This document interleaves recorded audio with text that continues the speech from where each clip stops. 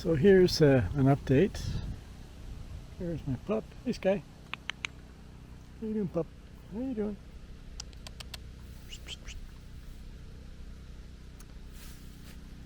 So I got my my chimney done finally.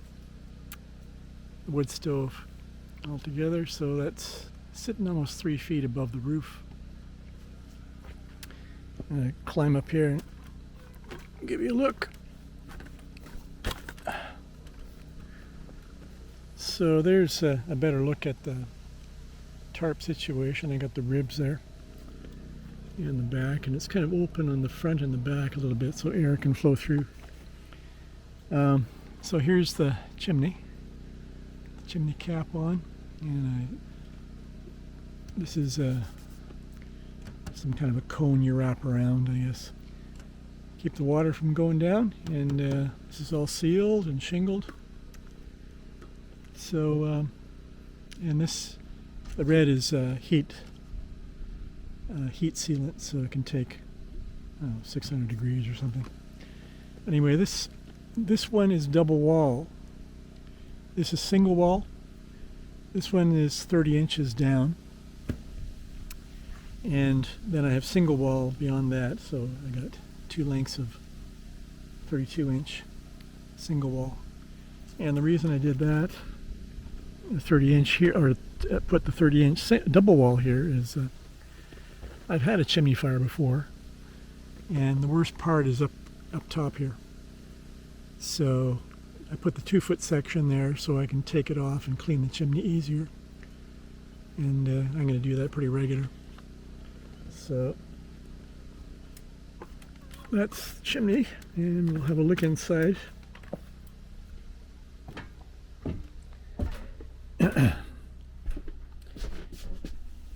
There we go. So I got the metal roof access point there, and this chimney pipe, I think I said in my last video, or one of my videos, I have a stainless steel 10-inch pipe that this one is going through, so there's an air buffer. You know, if there's a chimney fire, that's a safety precaution there. So here's the new brick. I think I don't know if I showed that or not, but here's my new brick. It doesn't go up as high as it should, but I'm not going to have roaring fires in here. It's a good sized wood stove for the size of this trailer, you know. So here's my trailer size, and so that's another reason to clean the chimney more often, because if you don't have roaring fires, the creosote builds up and you're not burning the creosote.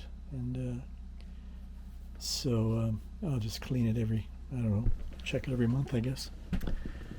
So, okay, that's the wood stove. And so I'm no longer using this. And I'll be storing that out in the shed. And there's my drinking water. I could probably put that higher up. And this is a great little,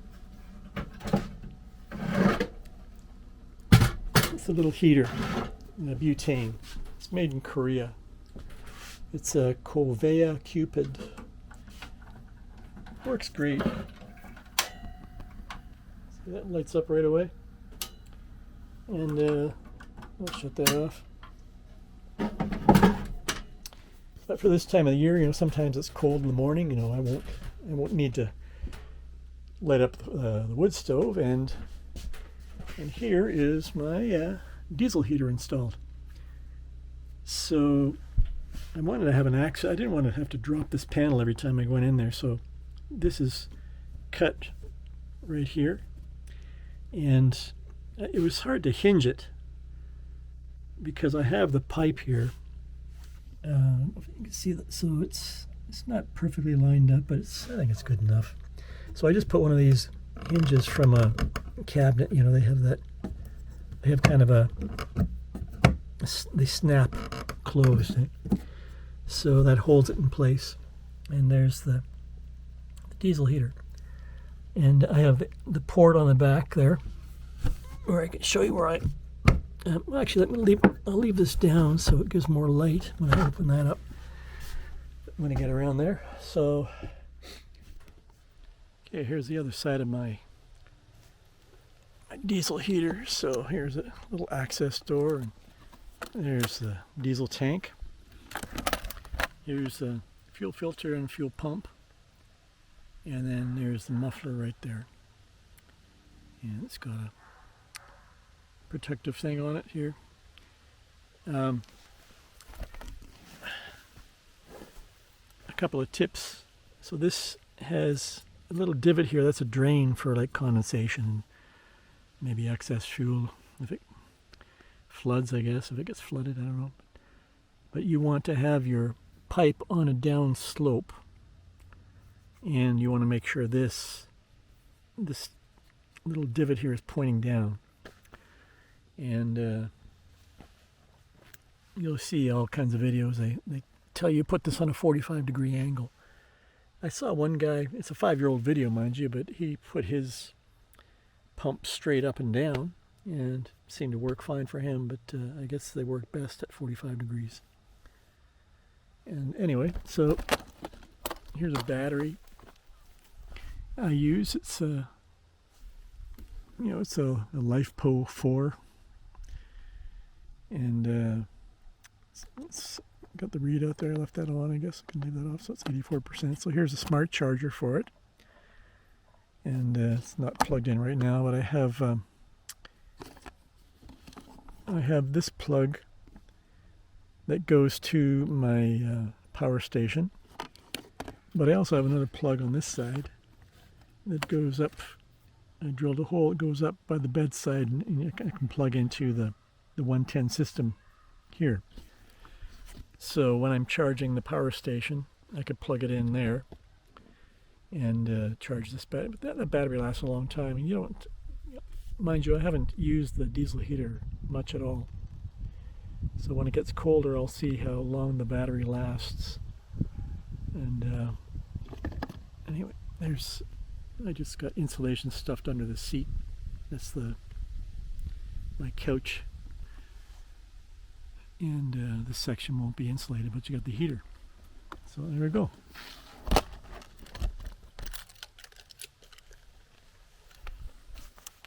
And this is 10 liters. I paid 110 Canadian for this system, and I could have paid another $10 and got the ones that are all self-contained. You see they're one unit with the tank and everything, but those only have, I think, 5 liters of fuel in their tank, and this is 10 liters. So and this was, I can put it where I want it and design how I want to do it. If I had the one that's self-contained, I'm not sure where I don't think I would have put it here. So this was much easier to design and install.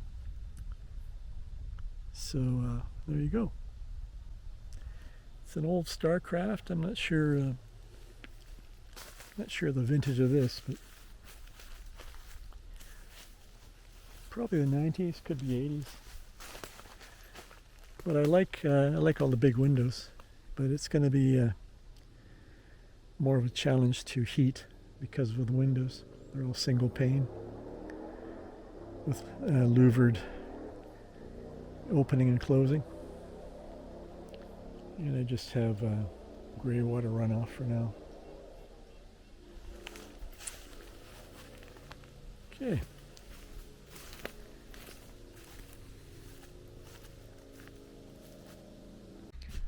Here's my bed, and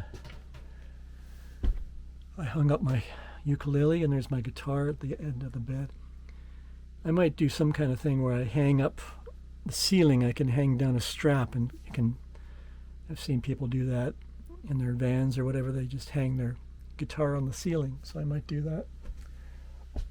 So it's handier. And pots and pans, and I like having open cupboards a lot, so not all of them, but so that's for my food above the stove. And here's my part of my system for washing dishes. I don't have running water, so I found this tank, and I cut a hole in the top here just so I could reach in and mount the tap. And so I need to fill it up. It's out of water right now, but so this is for drying, but I have this out when I'm washing dishes. So I'll just show you my system here. So I put water and dish soap in this, and then I have that's a collapsible bin. It can go a little higher. So I wash my dishes here, and then I rinse them, and then I put them in this bin here. And once I've done all the dishes, they're all rinsed, then I put this back in the sink, and I transfer this here so they just dry in the sink. So that's my system when you don't have running water. And there's my drinking water, and that's dish rinsing water in this bin. And then in here I have a smaller sink. There's some dirty dishes there, but so this is washing your hands, or just getting more water for dishwashing or whatever. And sometimes I'll scrub pots or something over here and rinse them down the sink. So that works well. And not much light to show you what else I've done in here, but anyway. Oh, and here, finally using my fridge. Check this out. I got myself a full fridge, and I got a little freezer. So that's great. So there's some frozen salmon there and there. Shows you the temperature. That's the freezer, and that's the fridge. And so it's got a little vegetable thing there too, but it's certainly small, but it's better than getting ice all the time. That's what I was doing. And here's my power station, but I'm expecting another one actually, so it's another story about that. There's nothing wrong with this one, but there was a big mess on the delivery, so they sent me a second one. I didn't realize they were doing that. So anyway, this is the cigarette lighter. That's the fridge plugged into the cigarette lighter. And so it's DC. You got to push the DC, and so it powers this little panel. And then you've got a button here for USB. It powers all the USB-C and USB, what are the old ones called? Just USB, I guess. And then you got another button back here you got to push to power on the 6 110 outlets. But it's 21 minutes to a full charge. It's at 94% right now. And this is interesting. When it got to 85%, my generator was charging at over 1,000 watts, and then I was working outside and I heard my generator slow down. I thought, oh, is it running out of gas? Is there something wrong with it? It just slowed down to a lower rate, and it's putting out 500 watts instead of over 1,000. So I think this unit is designed to reduce the input, the voltage input, or the watt input, or whatever, at 85%. So maybe it slows down the recharging process. Maybe it keeps the batteries healthier. I don't know, but I'll check that out. But anyway, and so here's my workstation basically. So I'm not really going to use, I like having the big screen, but I'm used to just using the one. So I'll probably pack that away because it does use more, use up watt hours, and that's something I'm disappointed with this, in that I expected I would get 2 days running the fridge on it. But at this point I got to charge this thing up every 24 hours. So I'm getting another different brand power station. So I'm going to run that one, see how it works. And I might end up keeping this one. I'm not sure, but if that's the case, then I can charge both power stations at once, and then I will have 48 hours. Unless the new one, maybe I get better performance on the new one for whatever reason, you know. That's going to be an interesting experiment, anyway. And yeah, I just love using an oven. I don't know about you guys, but I use this almost every night.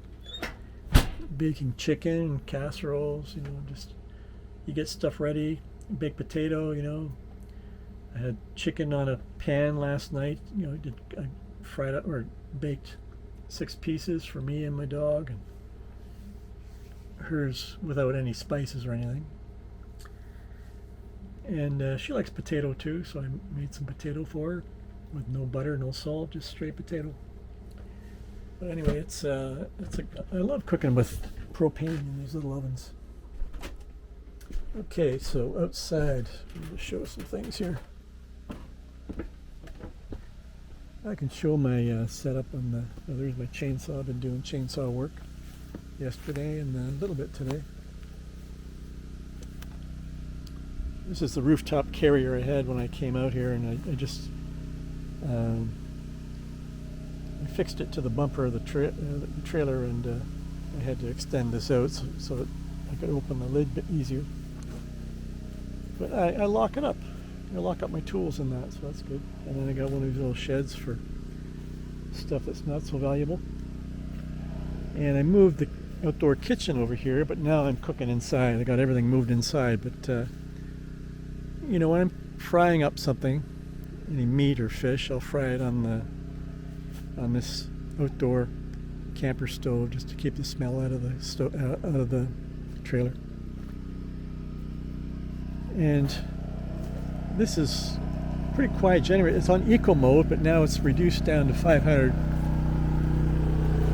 watts.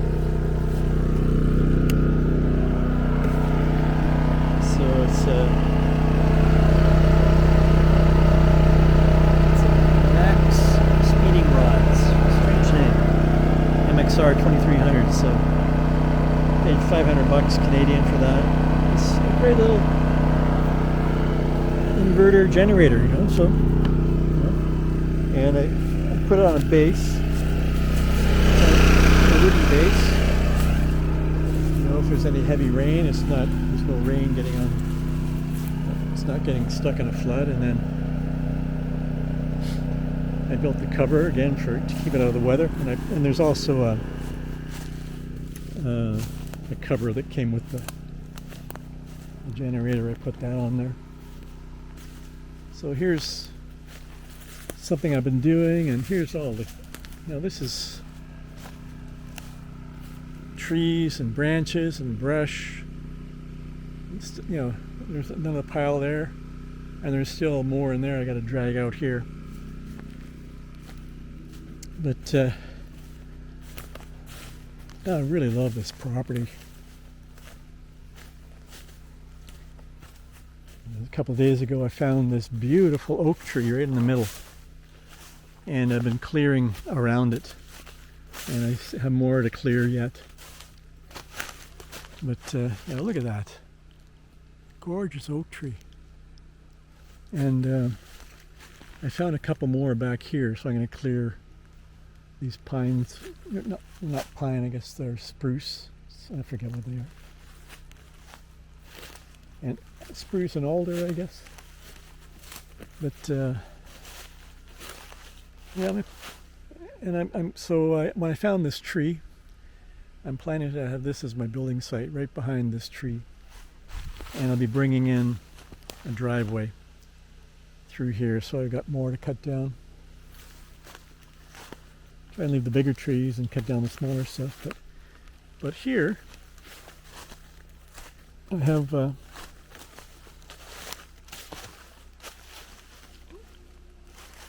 These trees are, there's, I don't know how many I've got, you know. I was checking online, I need about 40 tree, I want to do like a 16 by 16 log cabin. So that'll be something in the near future. Well, I don't know how near, maybe next summer. We'll see. But these are just straight as an arrow, these trees, you know. So I have to drop about 40 of these trees, and that'll give me space for my building site. And then you have to prepare these. You know, they got a cure for a year, so maybe I won't be doing it next summer, but that depends. But you got to seal the ends, and you got to cover them up, and you know, let them cure and dry out. Well, you got to take the bark off, so it's a big job. But I probably have enough of my own trees here to make a cabin, so that would be a really cool thing to build. I cleared a bit through here. Didn't do too much here yet, but this is that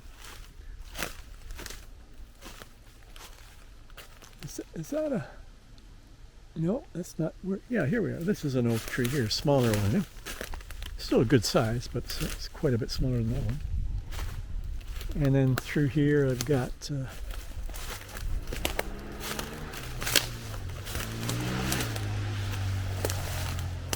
another oak tree. I don't know, it's like two trees out of one base. I don't know, you call that one tree or two? Yeah, I guess it's two trees. But they're joined at the hip. So I'm going to clear all around here and make sure these get a lot of sunshine and rain. And again, look at all these trees, you know. I can easily harvest enough to build a log cabin, I think.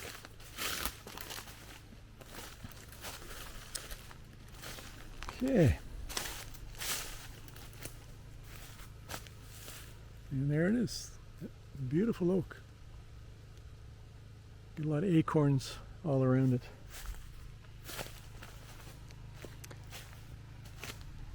And yeah, so I'll be cutting down a few trees here, and that driveway will extend and come all the way in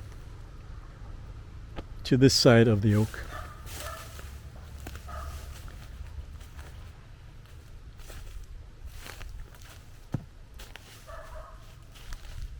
So 1, 2, I'll probably have to have 4 loads of gravel minimum.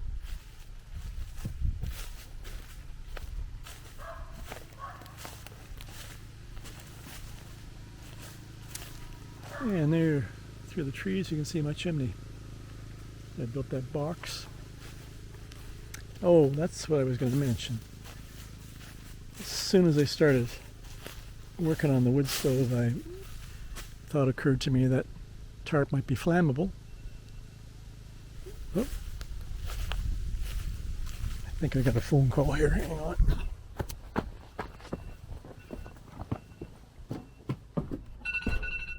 Yep.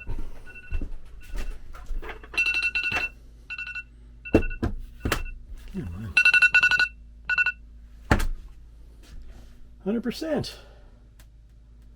All right.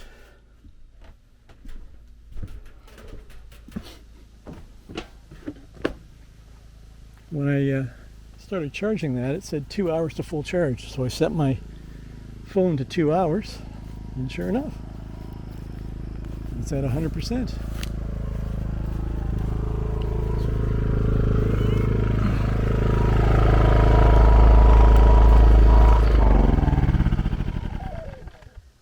Okay.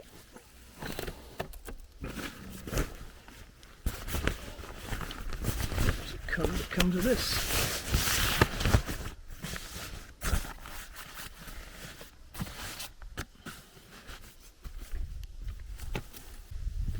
So, yeah, and what I was saying about the roof here, it occurred to me that that might be a bit of a fire hazard, the tarps up there. And so I checked online, and yeah, it's tarps can be flammable. So I bought. What do you want? What do you want? Eh? You want to play? You want to play? Go get your toy. Go get your toy. Where's your toy? Go get it. Go get it. Where'd it go? Go get it. There it is. Over there. Over there. Go get it. Go get it. There on the driveway. Go. Psst, psst. Right there. Go get it. Go get it. Get it. Where is it? Oh, she thinks I saw an animal.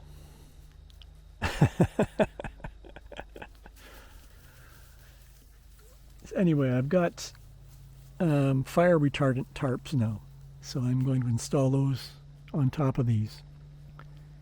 Yeah, that'll be good. That, fire retardant, and then I'll give a double layer of tarp. So there you got. Yeah, you found it.